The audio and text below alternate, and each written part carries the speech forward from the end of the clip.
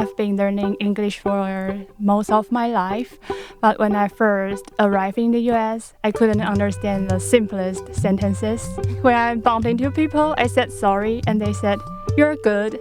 I was like, "I'm good looking." Yeah, so the most colloquial English is the least that I'm familiar with, and there's where Joshua and ODE have helped me. You're listening to Speaking of Language, a podcast recorded at the Language Resource Center at Cornell University.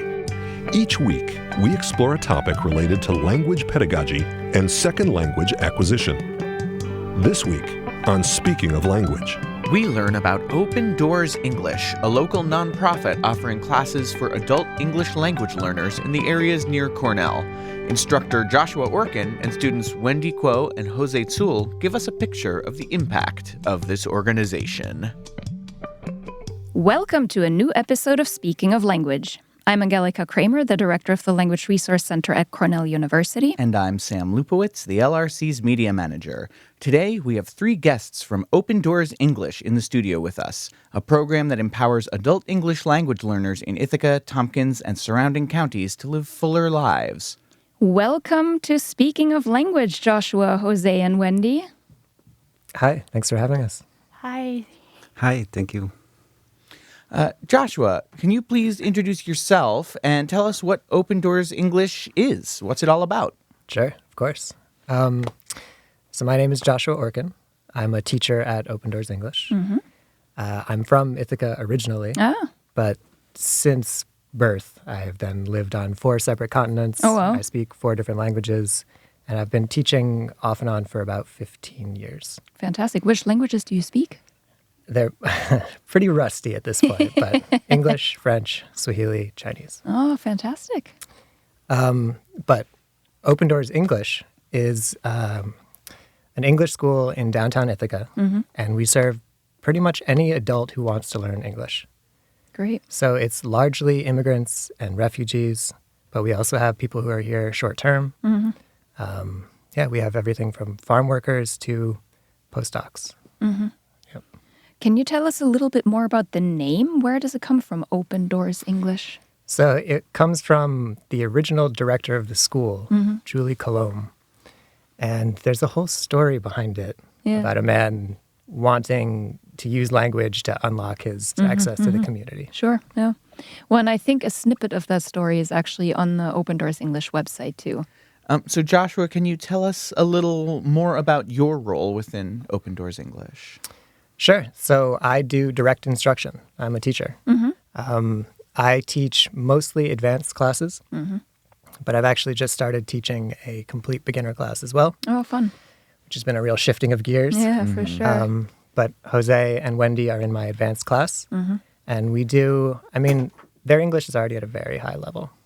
So we do a lot of speaking, pronunciation, listening, idioms, big on idioms, phrasal verbs, all sorts of polishing stuff. Pronunciation is big, but pronunciation, idioms, politeness, humor, all of the things at the very tip of the language learning pyramid. Yeah. Wonderful. Well, and this is a perfect segue. So 2 of your advanced students are here. Wendy, would you tell us a little bit more about yourself, who you are, your background with languages? Okay, so I'm Wendy Kuo from Taiwan, and I'm a student at ODE. And I moved here to Ithaca 4 years ago because my spouse, he started his PhD at Cornell. Okay. Yeah. So I've been learning English since I was little because in Taiwan we have English classes from the 1st grade. But the lessons I had before when I was in Taiwan is very different from what I have experienced at ODE. Oh, sure, yeah. I bet.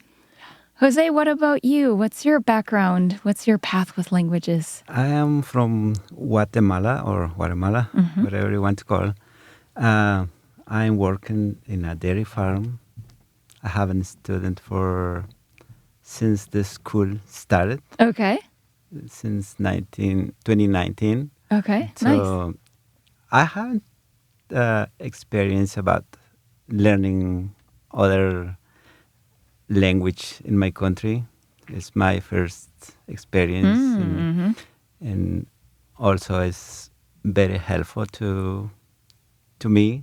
Beyond than learning English, I think our school is very helpful and encourage the students to keep doing whatever they want to want to reach, or wherever their target they have in mind. So it's very helpful, and the environment is very nice, like a family. Yeah. I think. Plus the classes are like a whole.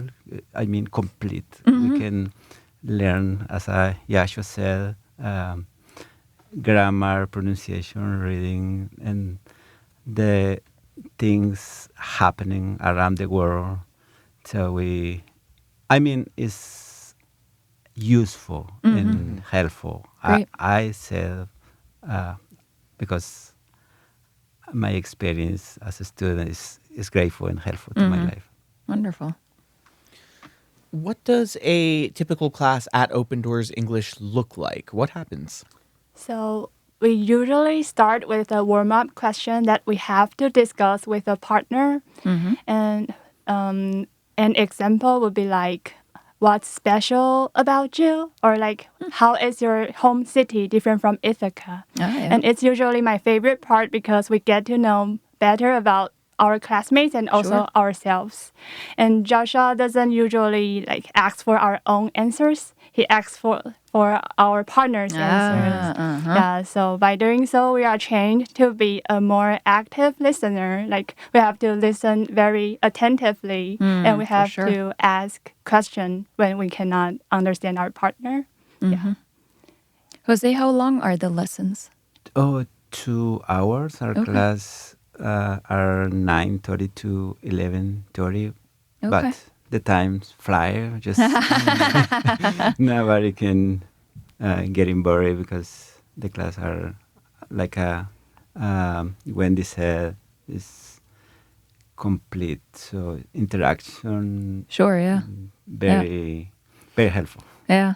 How big are the classes? How many other students are in there? In your advanced class, for example? There are usually about 10 people there. Yeah. Okay. Yes. Is that the same for the lower level, for the elementary classes, for example, or are those a little bit bigger? We actually have a lot more beginner students. Okay. But it changes class to class. Sometimes 2, 3, 4 students all the way up to, 12, 13, 14, 15. So Joshua, why are programs like this important? Oh, man, really? Well, I mean, we're kind of preaching to the choir with our audience of this podcast, but let's remind people. Sure. Well, so I taught a lot overseas, which is very much private business, for-profit, funded by individuals. You make a lot more money. Yeah. But there isn't a lot of that English instruction in this country. Nope. So we're filling this niche of like people who want to integrate into the community. There are a couple, there are some programs that run like work-only English programs. So all the curriculum has to be work-based. Sure. Like it's get these people into the workforce is the mission. And our mission is more to get them into the community. So we want to do like a holistic language thing that's also about, we do field trips, we get out into we want people to be not just employees, but functioning members of American society. Yeah, that's wonderful. Jose and Wendy, why is Open Doors English important to you? And what would you tell a friend why they should join? Yeah. So, like I've said, I've been learning English for most of my life. But when I first arrived in the U.S., I couldn't understand the simplest sentences.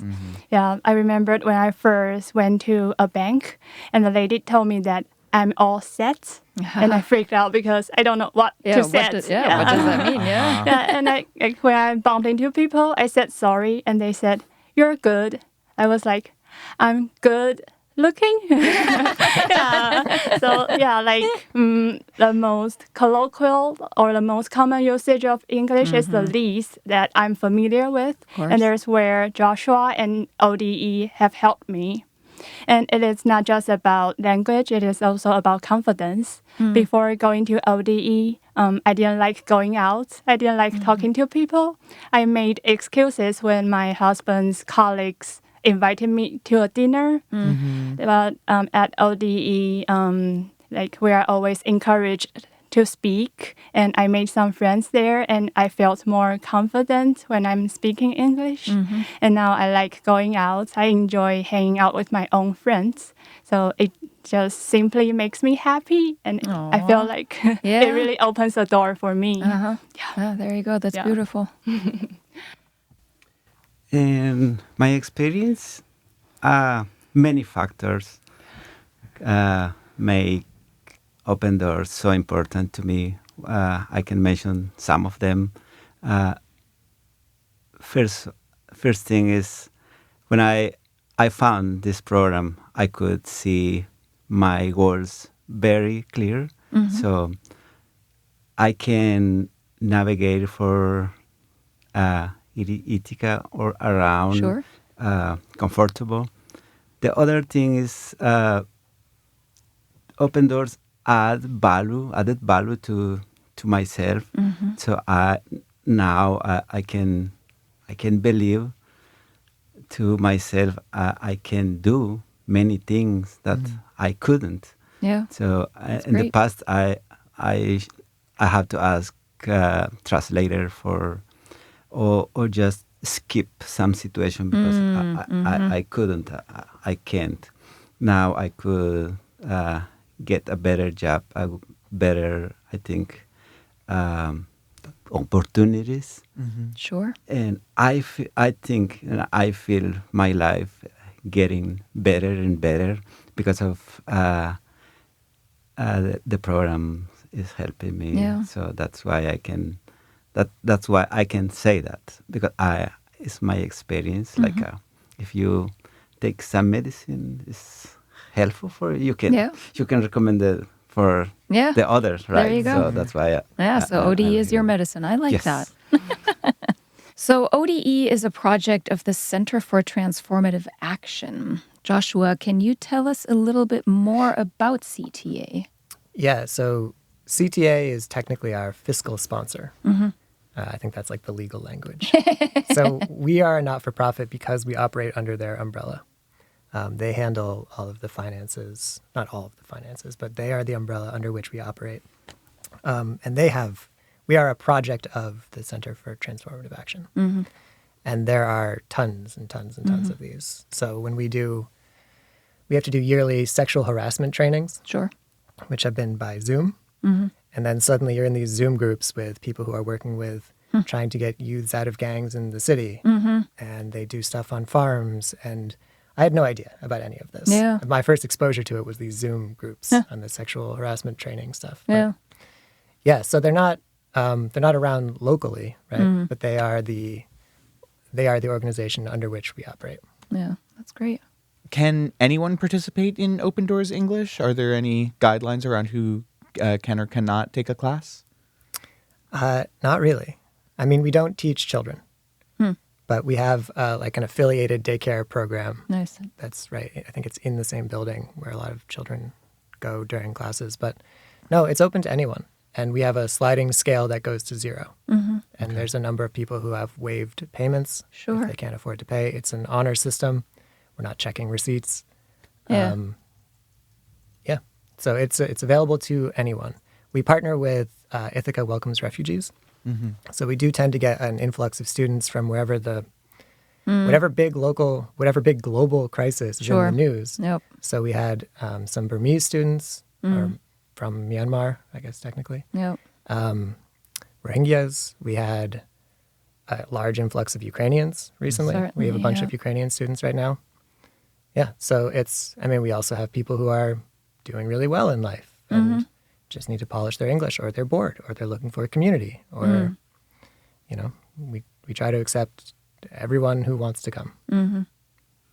And on the flip side, other than participants who are seeking to look for maybe assistance with English or community, people in a role like yours or volunteer positions, what does that look like in ODE?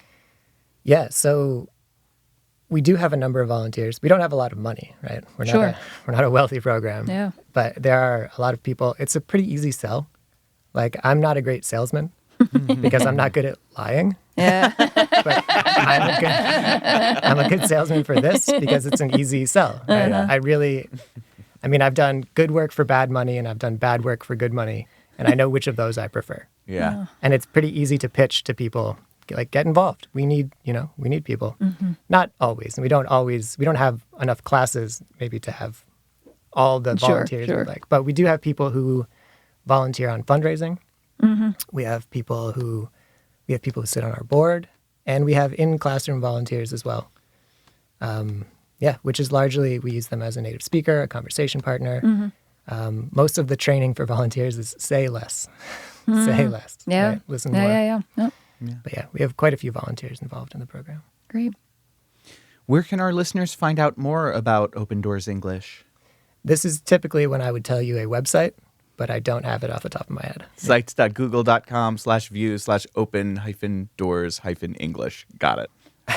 And we will put that in the show notes, but I mean, just Googling Open Doors English Ithaca will take you to. We have Evie runs social media. I don't personally have social media, so I'm like the wrong person to promote in this way. But yeah, there's a WhatsApp group that everyone uses, but she runs an Instagram account. Well, this is such a wonderful program, such an important program. I remember both of you talked about the connection with people, with friends, and how you become more confident and how you feel more part of the community that you're in here in Ithaca. I remember when I first came to the States, there were moments like, you're all set.